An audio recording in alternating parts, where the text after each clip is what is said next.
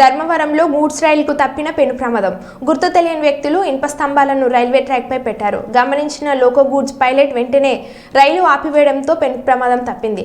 Railway act ప్రకారం case నమోదు చేసుకుని నిందితుల కోసం గాలింపు చర్యలు చేపట్టారు.